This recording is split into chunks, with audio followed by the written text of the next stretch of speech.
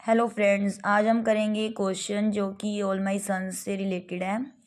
तो क्वेश्चन है, do you consider the ending of the play to be satisfactory. तो क्या आप समझते हैं कि जो एंडिंग है प्ले की वो सही है, सेटिस्फैक्ट्री है। तो शुरू करते हैं। The ending of the play is very suitable, बहुत ही सही है एंडिंग जो प्ले की है।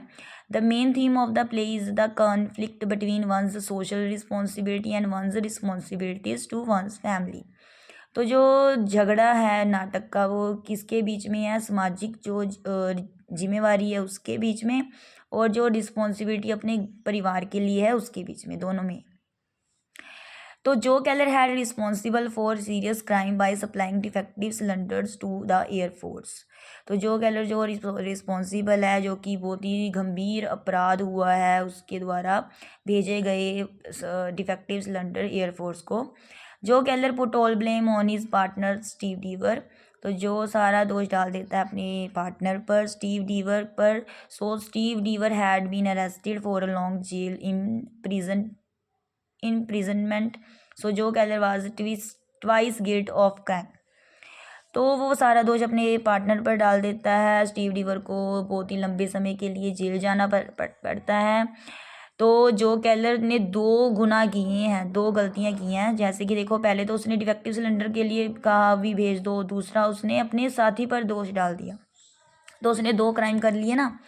Chris doesn't have any doubt that his father was guilty. तो क्रिस को शक नहीं है कि उसके पिता की गलती थी। He thought that only Steve Deever was responsible for supply defective cylinder to the air force, but finally the truth comes to be known. But he save himself to tell that he had done his crime to his business and also for Chris and for his family. But for Chris the is something much bigger and more important than the family.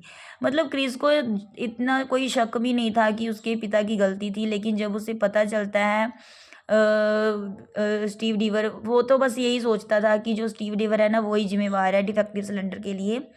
But जब finally truth comes, मतलब आता है, बाहर आता है, सच्चाई बाहर आती है, उसे पता चलता है, तो फिर जो केलर है ना वो अपने आप को ये कहकर बचाता है कि उसने ये सारा क्राइम अपने बिजनेस के लिए किया, क्रिस के लिए किया, अपनी फैमिली के लिए किया। पर जो क्रिस है ना उसके लिए इससे भी बढ़कर बहुत कुछ है। मतलब वो कंट्री और सोसाइटी को सब कुछ मानता है, फैमिली से ज़्यादा। But when Chris read letter which was written by Larry in the course of the war, that Joe Keller had a great change. तो जब क्रिस लेटर पढ़ता है जो कि लैरी ने लिखा था वार के समय में, युद्ध के समय में, तो जो केलर में बहुत बड़ा चेंज आता है, बदलाव आता है।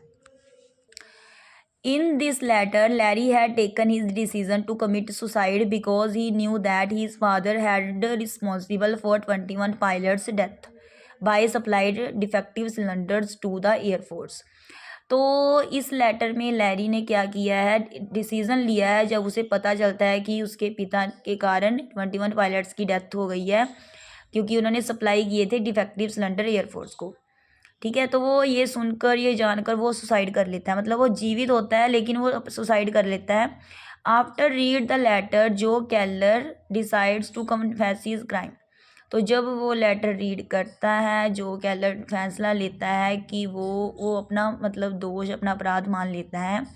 Kate tries to stop Joe Keller from going to the police, but Chris forces his father because he gets ready to take his father to the police.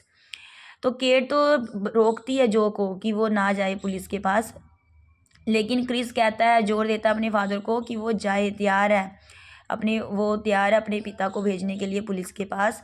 George had put up a little effect on Joe. तो George है जो है वो थोड़ा बहुत effect डालता है Joe पर। As a result he shoots himself. तो रिजल्ट क्या होता है कि वो अपने आप को गोली मार लेता है। तो if he had alive then he would have been a shameful upon society.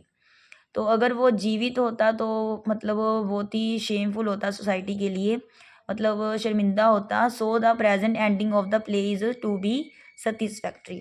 तो जो प्रेजेंट जो एंडिंग है प्ले की, सेटिस्फैक्ट्री है कि एंड में वो अपने आप को गोली मार लेता है। मतलब अगर वो जिंदा होता तो फिर वो शर्मिंदा ही होता समाज के लिए ना, इसलिए उसने अपने आप को गोली मारी। एंडिंग बहुत अच्छी थी प्ले की। तो थैंक्स।